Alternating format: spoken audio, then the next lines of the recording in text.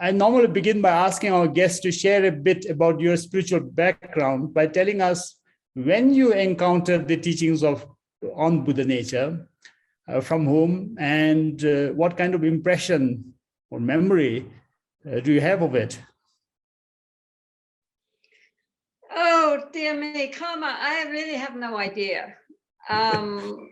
I really don't know. I do recall very much the first time I read about bodhisattvas, because up to that point, I had only heard about arhats, who I didn't like very much. And so when I heard about bodhisattvas, then that was a huge revelation. And the aspiration that's what I wanted. I wanted to be a bodhisattva. I didn't want to be an arhat.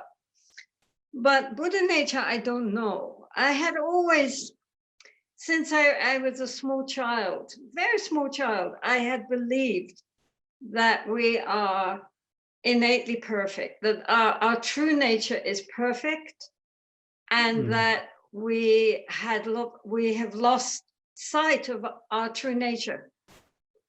And that therefore we had to keep coming back again and again and again until we discovered our innate perfection. So therefore, throughout my childhood and teenage years, I was searching for what is perfection and how do we reach it. And so it was, when I must have heard about Buddha nature at some time, it just, to my mind, synced in with this idea of our innate perfection, that's what we were looking for. And I mean, that's what we're looking for. What are we here for? You know? What could have made you believe as a child that we are innately perfect? Do you think that was something that you inherited from your previous lifetimes or your upbringing in this life? How do you explain it? Oh, I think it's definitely some scars from past lives, because I mean, Britain, London in the 1940s and 50s was not very, clued in about innate perfection. And the Church of England, which we nominally belong to, Christianity unfortunately talks more about our sinful nature than our divine nature, our innate divinity. So I don't think I could have got it from anywhere there. I remember asking my mother, telling my mother this is what I thought and what did she think. And she said that she thought it sounded very sensible. And I thought, yes, it does. And so that's what I believe. But I don't remember meeting anyone else who thought like that. I tried. Priests, teachers, anybody I thought who would know, and they all said, well, you have to be good. Some people said you have to be good, you have to be kind. And even at that age, I thought, well, yes, of course, you have to be good, you have to be kind, but that is not it. It is something far beyond all that. But what is it that is our true nature that we don't see? So that's why my spiritual quest was always a quest towards Buddha nature, without even knowing that's what I was doing. Can you tell us a little more about this quest, the sort of milestones you went through, discovering your sort of Buddha nature or that innate perfection that you...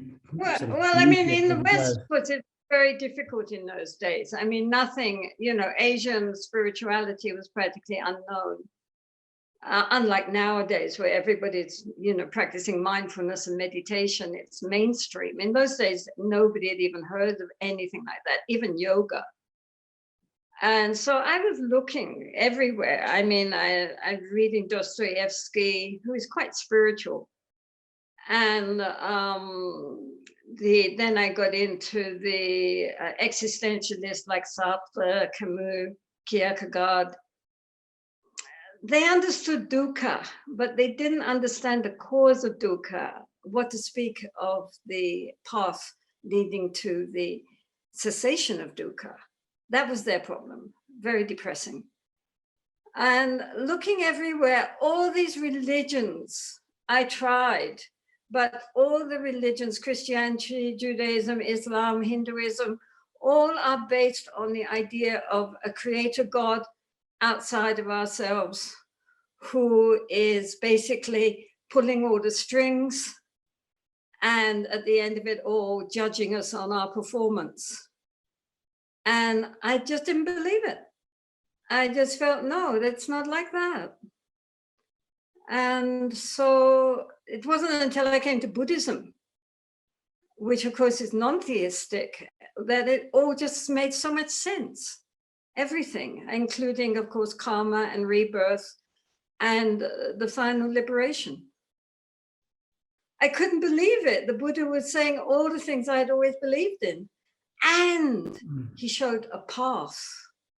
He didn't just say, this is the nature of reality. He showed us how we ourselves could tread that path to the realization of that reality and the freedom of the mind, which was extraordinary, especially in the UK in those days, back in the 50s.